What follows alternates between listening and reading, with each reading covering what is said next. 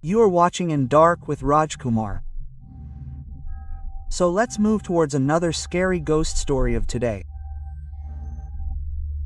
Friends, that night I left for Delhi from Lucknow station. I did not know that this journey from Lucknow to Delhi would be printed in the pages of my life in such a way. Actually, when I boarded my train at around 1:30 in the night, I saw that 3-4 bags full of money were kept on my reserved seat. I was still standing near my seat and looking at that money, when a beggar came there and keeping those bags full of money below the seat said, "Excuse me, sir. I kept my bags without asking you." After saying this, that man who looked like a beggar, sat down there, and as soon as he removed the bags, I went and sat on the seat. However, my eyes were still on that man.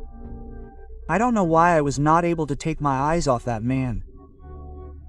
And when that man also noticed that my eyes were staring at him, so he said to me, "Sir, if you have something to eat, give it to me. I am very hungry." As soon as he said this, I don't know why I immediately took out the food packet from my bag and handed it to that man. As soon as I gave him the food, his face lit up and he started eating. That man was still eating the food I gave him when I asked him, "You have so much money? And still you are eating food by begging." I could not digest this.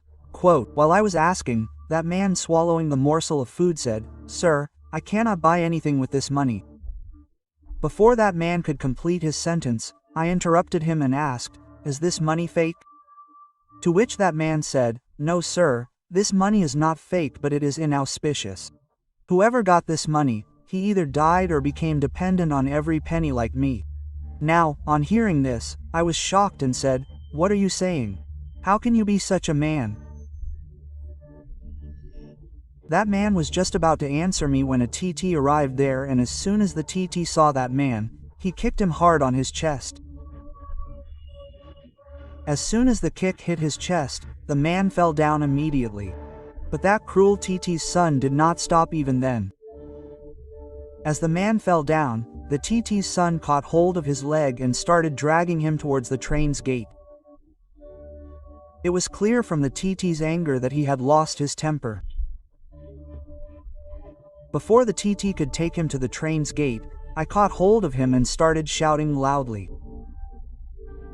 Although at that time there were many other people there who were watching the TT's brutality. But I don't know why no one was raising a voice against that TT.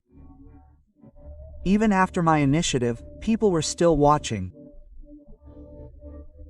And when I realized that my shouting would not help anyone, so I put in all my effort and somehow managed to take the TT away from that man. I was still trying to calm that TT down when the man on whose chest the TT had hit stood up and started laughing loudly. I was shocked to see that man like that. Before I could understand anything, the TD on the other side, who was intent on killing that man a while ago, started crying bitterly. Before I could understand the situation, that man took his bag full of money and left that compartment of the train, and as soon as he left, that TD also left from there wiping his tears. After both of them left, I came back and sat on my seat and started thinking, who was that man and why did that TT hit him? Well, time passed in this thought, and with time the journey also passed, and then the next morning I reached my destination. I went. But the incident that happened during the journey had given me a topic of discussion, due to which I would often start discussing the fight between the TT and the man with people. The listeners would get surprised on hearing it. But I did not know that my mentioning that incident again and again would become a problem for me. Actually, after a few months, my younger brother who worked in the bore came home, but this time Raunaq's behavior was different. The happiness on his face was telling that he has got something on the basis of which he will change his life. Although he was not telling anything clearly, but he was spending money in such a way as if he had a store of money. In just a few days, Raunak changed our life completely. But the scream of that night opened that door of time after which mourning spread in our house. Actually, that night Raunak suddenly started screaming, and when I reached his room, I got scared seeing Raunak pulling his hair. Both the eyes of Raunak were red and saliva was flowing from his mouth and his hair was all around the room. Raunak was still pulling his hair. Seeing Raunak doing this, I immediately caught him and shook him and said, "Hey, what are you doing?" He is conscious, but Raunak was not answering any of my questions. Rather, now he started pulling his hair with all his might. For a moment I felt that I would not be able to control Raunak. But after some struggle, Raunak calmed down. Raunak had calmed down, but now I was nervous. My breathing was fast and there was a strange commotion in my chest. Perhaps I was sensing the danger that had come to our doorstep. Then after about half an hour, Raunak realized his condition, after which he started crying bitterly. Hearing the sound of Raunak's crying, the rest of the family also came to Raunak's room, and when they saw Raunak in that condition, everyone was shocked. Everyone's face turned pale. Before anyone could say anything, Raunak said, "I have ruined everything. Now I will not survive." Quote, as soon as Raunak said this nonsense, Father got angry at Raunak and said, "What are you saying? Are you in your senses? What have you done?" Quote.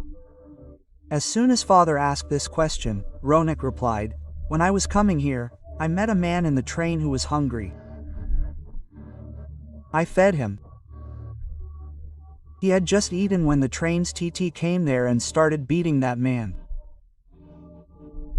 I also tried to mediate, but the TT could not handle it and he pushed me down from the moving train along with that man. As soon as I fell down from the moving train, something hit my head very hard, after which I fainted immediately, and when I regained consciousness, I was in a very big room, where there were heaps of bundles of notes all around. I was still washing those piles of notes when I saw the man with whom that TT had thrown me off the train. The surprising thing was that despite being thrown off the moving train, neither I nor that man was hurt. But at that time my full attention was on the notes lying there. That is why I could not understand the seriousness of the situation at that time. But that man was successful in understanding my thoughts and smilingly said, "From today all this is yours. You can take as much money as you want whenever you want." As soon as that man said this, I questioned him and asked, "Are you saying the truth?" I asked, "Yes. But first you have to write on the walls here with your blood 11,000 times that only I have the right here. After which you will actually become the owner of this place and you will have the right over everything present here." As soon as that man said this, I said, "What are you saying? Can anyone survive after writing 11,000 times with one's blood?" As soon as I said this, the man said, "Why? You don't see me alive." When the man said that he had done this, I started thinking. Then when he showed me the wall on which he had written that only I have the right here. But the strange thing was that it was fresh, meaning that it seemed as if it was written on the wall just now. And when I asked the same question to that man, he said that time has no effect here. Actually, I should have talked about leaving from there quietly at that time. But my intention was to get those bundles of notes. So, without thinking anything, I agreed to write with my blood. As soon as I was ready, the man gave me a very strange black-colored pen whose nib was very sharp. The man handed me the pen and said, "The nib of this pen will draw blood from the part of your body which it touches, and do not make the mistake of placing the nib of the pen on that part again, even by mistake. Otherwise you will not survive." Holding his pen, I started writing on the wall without thinking. I do not know how much time it took me to write 11,000 times. But when that man suddenly started laughing, I stopped and asked him the reason for his laughter. Then he said, "From today all this is yours." As soon as he said this, he started crying and went away from there crying. As soon as he left from there, I felt a different kind of power. After which, as soon as I thought about home, I came out of that big room and reached my village. After which I understood that just by my thinking, I can come here and then come back with money. But now a voice has started echoing in my mind which is calling me somewhere. I feel that that voice will kill me. Friends, all of us family members got scared after listening to Raunak. Well, we somehow consoled Raunak that we will not let anything happen to him. But when morning came, Raunak disappeared. We tried a lot to find him. But we have not found him yet. I even tried to find that TT. But till now there is no trace of that TT. But I know very well that that TT knows everything about that man, and I will not give up without finding him. No matter how much time it takes. So friends, that's all in this story.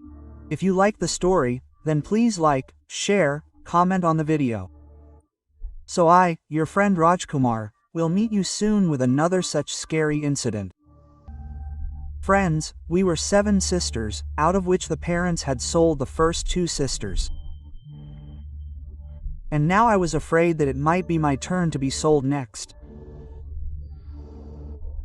Whenever someone wearing good and new clothes came to our doorstep, I used to go and hide in the back room out of fear.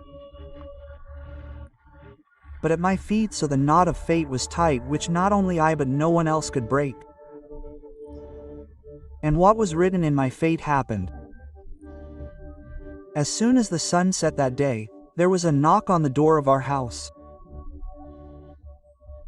And when I opened the door, an old woman who was laden with gold from top to bottom was seen smiling. Before I could say anything, my Baba folded his hands and said, "Have I done any mistake that you had to come to my house?"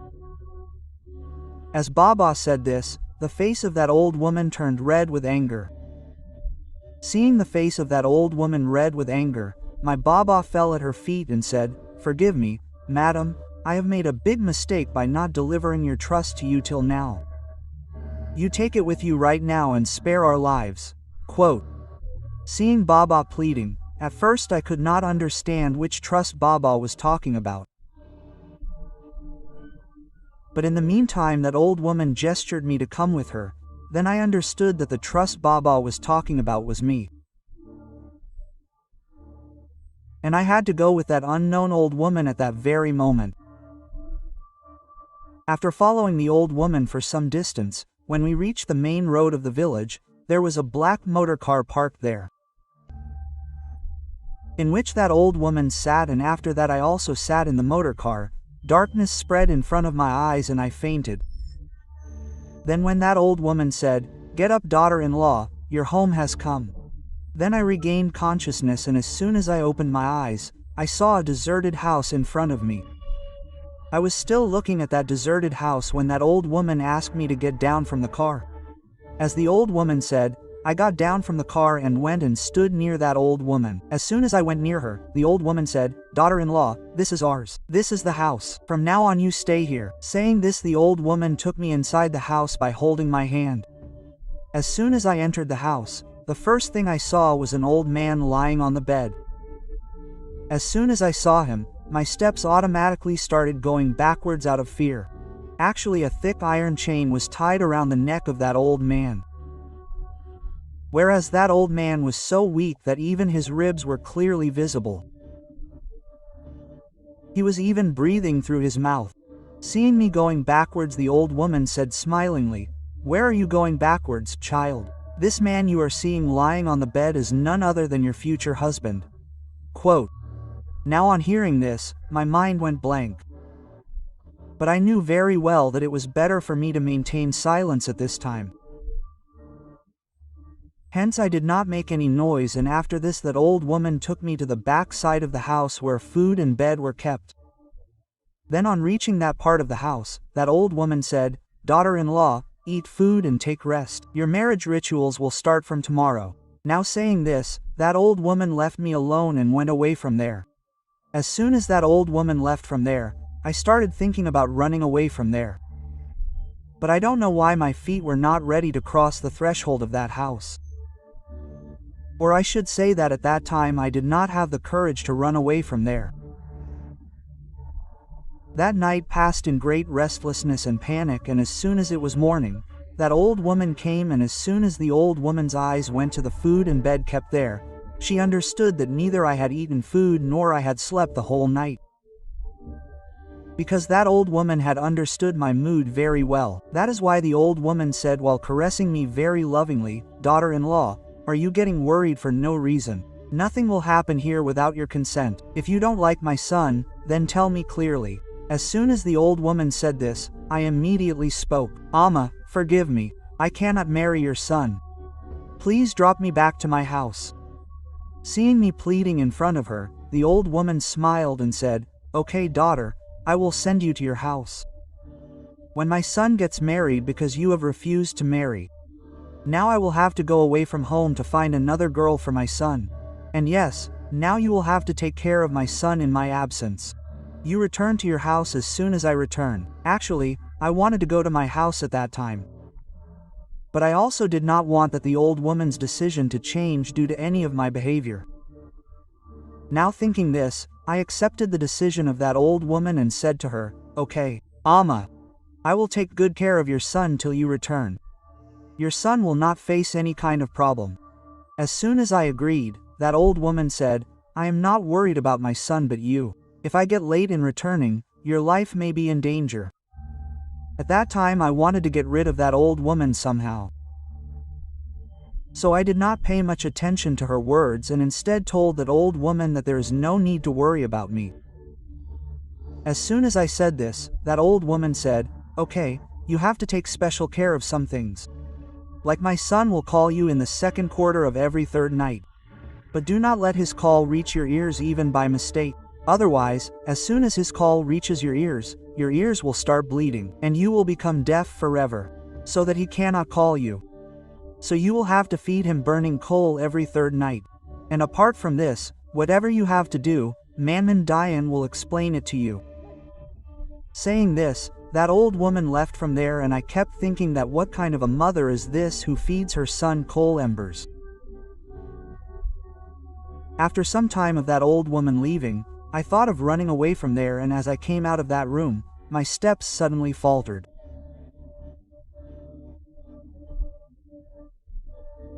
Actually, when I came here last night, there was a veranda where that old man was tied with chains and then the main door of the house. But now there were many rooms here and I could not see even that main door through which I had come inside.